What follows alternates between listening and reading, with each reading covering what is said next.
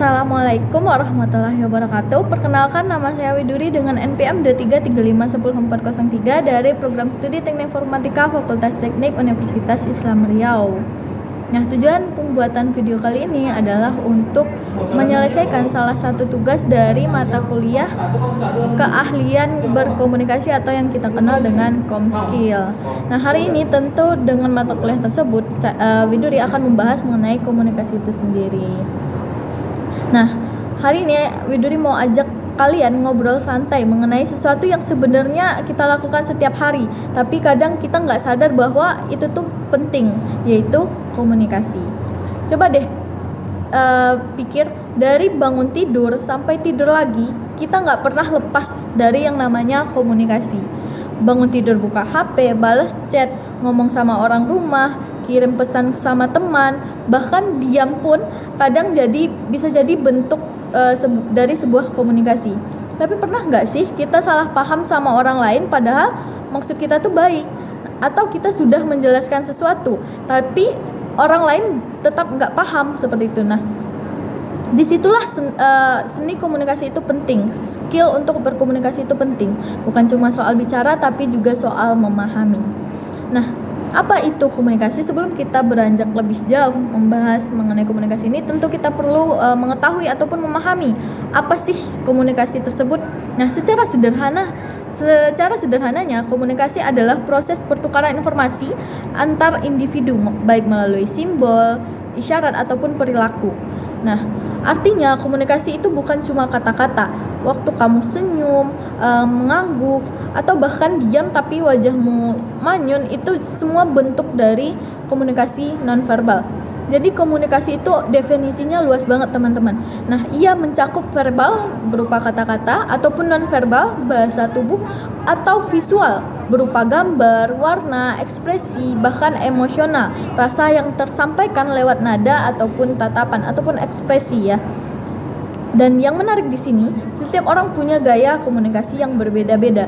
Ada yang ekspresif banget, ada yang lebih tenang, ada juga yang pendiam tapi pesannya dalam. Semua itu sah-sah saja, asalkan bisa saling mengerti. Nah, setelah membahas definisinya, kita perlu tahu apa sih fungsi komunikasi ini sebenarnya. Nah, kenapa sih komunikasi itu penting banget dalam kehidupan kita? Ya karena komunikasi itu memiliki beberapa fungsi utama. Yang pertama yaitu menjelaskan ekspresi emosional. Misalnya saat kita sedih, senang, atau marah-marah, dengan komunikasi kita bisa menyalurkan perasaan itu dengan cara yang sehat, dengan cara yang baik, tanpa menyinggung perasaan orang lain. Kemudian yang kedua, fungsi motivasi. Pernah nggak dengar kata-kata semangat dari seseorang dan tiba-tiba kamu jadi termotivasi, jadi ingin untuk bangkit lagi? Nah, itu adalah kekuatan komunikasi yang membangkitkan semangat, atau bisa kita bilang motivasi ya. Kemudian yang ketiga, fungsinya adalah untuk kontrol atau pengendalian. Nah, dalam organisasi atau kelompok, komunikasi digunakan buat mengarahkan atau menyamakan tujuan. Misalnya, guru mengingatkan murid atau ketua memberikan arahan kepada sebuah kelompok seperti itu. Nah, itu adalah bentuk kontrol atau pengendalian atau influence ya, kita kenal sekarang. Nah, kemudian selain itu, selanjutnya ada fungsi untuk informasi. Nah, ini tuh dasar banget ya, ini tuh umum banget kita ketahui bahwa komunikasi itu berfungsi untuk menyampaikan sebuah informasi. Tanpa komunikasi, nggak mungkin kita bisa tahu apa yang terjadi di sekitar kita. Betul? Betul. Nah, informasi baru bisa berguna kalau dikomunikasikan dengan baik tentunya. Kemudian, apa sih yang bisa diciptakan oleh komunikasi ini? Nah, kita akan bahas mengenai the power of communication. Komunikasi itu punya kekuatan besar, punya pengaruh yang besar. Bahkan bisa dibilang komunikasi itu seperti lem sosial yang menyatukan sesama manusia, antara kamu dan teman kamu, saya dan kamu yang sedang menonton, dan lain sebagainya. Nah, ada 5 kekuatan utama dari komunikasi ini, yaitu yang pertama, relationship. Komunikasi yang jujur dan terbuka membangun hubungan yang sehat. Misalnya sama sahabat yang bisa ngomong apa aja tanpa rasa takut. Kemudian yang kedua itu value. Lewat komunikasi kita bisa menunjukkan siapa diri kita. nilai-nilai apa yang kita pegang, bagaimana komitmen kita, itu bisa dinilai dari komunikasi lewat ekspresi, lewat nada bicara, ataupun lewat gaya bicara ataupun gerak tubuh ya. Kemudian selanjutnya customer. Di dunia bisnis, pelanggan akan lebih loyal kalau merasa diperlakukan dengan baik lewat komunikasi yang sopan dan empatik, bukan ketus ataupun judes. Nah, itu akan berbeda sekali pengaruhnya teman-teman antara dua bentuk komunikasi ini, komunikasi yang baik dan empatik dan komunikasi yang judes ataupun ketus. Nah, itu berbeda sekali ya. Kemudian sukses atau kesuksesan. Banyak orang yang sukses, mereka bisa menyampaikan ide dengan cara yang menarik dan meyakinkan. Nah, dapat kita lihat ya bahwa orang-orang yang sukses ataupun orang-orang yang memiliki kemampuan atau bervalue besar, bervalue tinggi, itu tuh adalah orang yang mampu berkomunikasi dengan baik, orang yang mampu mengajak. Misalnya waktu pemilihan presiden itu ada yang namanya kampanye. Nah, itu kenapa? Dari apa? Dari kemampuan komunikasi seseorang yang sedang berkampanye tersebut. Nah, itu bisa mempengaruhi banyak orang. Itu salah satunya ini ya tadi, kontrol. Nah, itu salah satu contoh kontrol, dan itu adalah awal dari kesuksesan mereka seperti itu. Nah, kemudian terakhir adalah loyalty. Komunikasi yang konsisten dan jujur membuat orang percaya dan mau bertahan lama dalam sebuah hubungan, baik kerja ataupun hubungan pribadi ya. Kemudian jadi komunikasi bukan sekedar kita berbicara, tapi tentang bagaimana membangun koneksi dan kepercayaan. Seperti itu. Nah, bagaimana sih cara pesan tersampaikan, cara sebuah pesan itu tersampaikan? Sekarang kita masuk ke fakta menarik nih. Menurut penelitian, pesan kita tersampaikan 93%-nya itu bukan berasal dari kata-kata loh. Nah, terus dari mana? Nah, 55% itu berasal dari bahasa tubuh atau body language, seperti ekspresi wajah, gerak tangan, ataupun postur tubuh ya. Kemudian 38%-nya itu dari nada suara, tone of voice, tinggi rendahnya suara, kecepatan berbicara, atau bahkan intonasi itu bisa berpengaruh kepada bagaimana orang memahami apa yang kita bicarakan. Itu sangat berpengaruh sekali ya teman-teman. Dan 7%-nya ini itu cuma dari kata-kata itu sendiri. Nah, nyangka nggak kalian kalau ternyata tuh kata-kata yang kita ucapkan itu hanya 7% dari 100% komunikasi yang baik, dari 100% bagaimana sebuah pesan itu tersampaikan ya. Artinya cara kamu menyampaikan pesan itu jauh lebih penting dari isi kata-katanya. Kalimat yang sama bisa punya makna yang berbeda tergantung cara kamu menyampaikan. Coba deh bayangin, kamu bilang iya kok dengan nada datar lalu dengan nada tinggi. Iya kok, hasilnya itu bisa beda banget. Tanggapan orang itu bisa berbeda banget. Bahkan misalnya dalam kehidupan sehari-hari kita setiap hari itu megang yang namanya buka yang namanya aplikasi WhatsApp.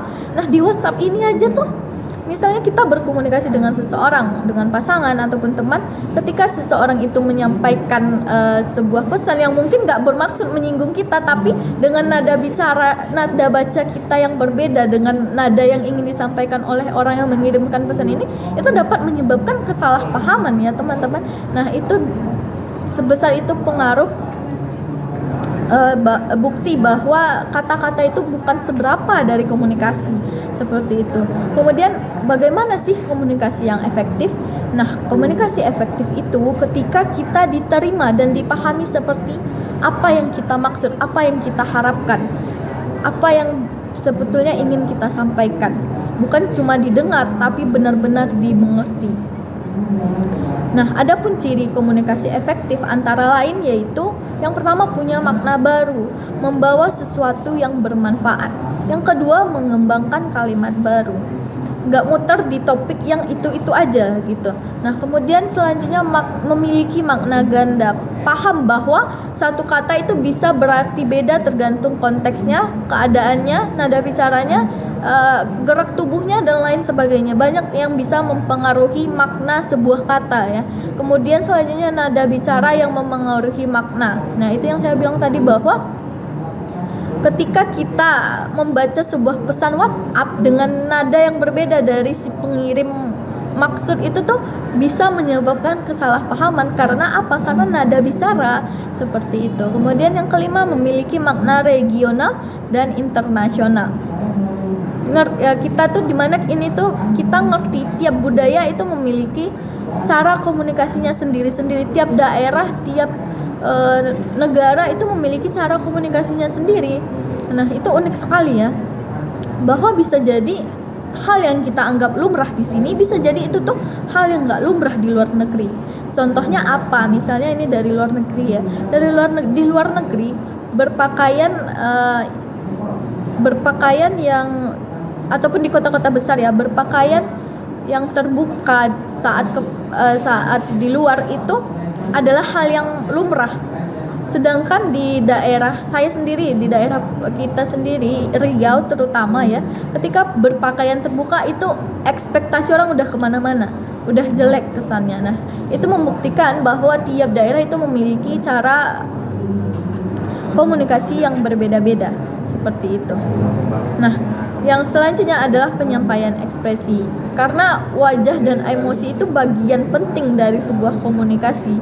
Bagaimana kita berekspresi, walaupun kita maksudnya tuh nggak mau membuat orang lain kesal. Misal aja kita sedang mendengarkan teman curhat, tapi kita tuh responnya iya gitu, dengan muka datar. Nah, itu tuh pasti anggapan orang ataupun teman yang curhat ini tuh pasti kamu lagi malas ya dengarkan aku itu. Padahal sebenarnya enggak, itu memang karena mungkin mood kita lagi jelek ataupun karena memang kita lagi capek seperti itu. Padahal tapi maksud kita tuh enggak bikin kita nggak bermaksud bikin dia tuh nggak nyaman gitu. Jadi ekspresi dan emosi itu juga penting banget dalam komunikasi. Kemudian bagaimana contoh dalam kehidupan sehari-harinya. Misalnya nih di Universitas Islam Riau aja itu ada mahasiswa yang berasal dari berbagai daerah ya. Ketika kita ngobrol dengan teman dari daerah lain, gaya bahasanya mungkin berbeda. Kalau kamu sadar akan hal ini, komunikasi akan jauh lebih lancar dan gak akan terjadi kesalahpahaman. Kemudian selanjutnya kita akan membahas mengenai 2 aturan dalam komunikasi. Sekarang ada 2 aturan penting yang sering banget dilanggar dalam ketika kita berkomunikasi. Nah, apa sih? Yang pertama itu jangan asumsikan semua orang tahu apa yang kita maksud. Kadang kita ngomong ya itu loh, padahal orang lain tuh nggak ngerti apa ya itu loh tuh apa gitu. Orang lain nggak ngerti. Jadi jelaskan dengan jelas, dengan detail apa sih yang kita maksud. Walaupun mungkin kita sudah pernah menyampaikan hal itu, tapi kita harus tetap menyampaikannya lagi dengan cara yang jelas, karena mungkin ada orang yang lupa ataupun gak ingat dengan apa yang kita pernah sampaikan seperti itu. Jadi jangan takut dianggap cerewet karena terlalu banyak omong, itu jangan takut. Yang paling penting itu enggak membuat kesalahpahaman ya. Kemudian aturan yang kedua itu jangan asumsikan bahwa kamu tahu apa yang orang lain sampaikan tanpa meminta kejelasannya lagi, tanpa meminta detailnya lagi. Nah, kalau ragu ya kita tanya gitu, jangan langsung menebak, jangan langsung menyimpulkan apa arti dari perkataan yang dia katakan seperti itu. Karena banyak konflik terjadi itu sebenarnya muncul cuman karena salah paham hal yang nggak diklarifikasi seperti itu, hanya dari anggapan satu pihak saja, hanya dari ekspektasi ataupun pikiran satu pihak saja, karena nggak diklarifikasi. Nah, itu kenapa jangan menganggap kamu tuh ngerti apa yang orang sampaikan, ataupun kamu jangan menganggap orang lain ngerti apa yang kamu sampaikan seperti itu. Kemudian kita coba bayangin deh, di dunia tanpa komunikasi yang baik, tim kerja jadi nggak kompak, kerja kelompok nggak kompak, kita dalam dunia kerja punya rekan kerja nggak kompak. Nah, pasangan lebih sering jadi salah paham, bahkan teman bisa jadi musuh cuman karena nada bicara yang salah. Dan ini tuh sudah banyak sekali terjadi ya. Tapi sebaliknya, kalau kita bisa berkomunikasi dengan baik, hubungan akan jadi lebih hangat, kerjaan lebih lancar, dan hidup terasa lebih ringan. hubungan ataupun interaksi sosial kita itu lebih harmonis. Jadi komunikasi itu juga melatih empati dan kemampuan untuk mendengar serta memahami tanpa langsung menghakimi. Di zaman digital sekarang, komunikasi bukan cuma soal bicara, tapi juga soal bagaimana kita menulis pesan, memilih emoji, sampai menanggapi pesan orang lain itu seperti apa dengan sopan ya. Jadi dari semua hal yang kita bahas tadi, komunikasi itu intinya komunikasi itu bukan cuma kata-kata, tapi tentang bagaimana kita menyampaikan sebuah makna dengan hati kita. Nah, jadi mulai sekarang yuk kita belajar untuk mendengar lebih dahulu sebelum bicara. Maksudnya itu tidak memotong pembicaraan, menyampaikan pesan dengan empati, tidak judes atau ketus, dan memastikan bahwa orang lain benar-benar paham maksud kita. Jika perlu ya kita klarifikasi ulang tanpa takut dicap sebagai orang yang cerewet seperti itu. Karena pada akhirnya komunikasi yang baik bukan soal siapa yang paling banyak bicara, tapi siapa yang paling bisa membuat orang lain mengerti apa yang kita sampaikan. Nah, baik, sekian yang dapat saya sampaikan mengenai komunikasi. Semoga setelah ini kita semua bisa jadi komunikator yang lebih baik, bukan cuma di kata tapi juga di sikap dan di hati. Baik, sekian yang dapat saya sampaikan. Lebih dan kurangnya saya mohon maaf. Wabillahi taufiq wal hidayah. Assalamualaikum warahmatullahi wabarakatuh. Bye bye.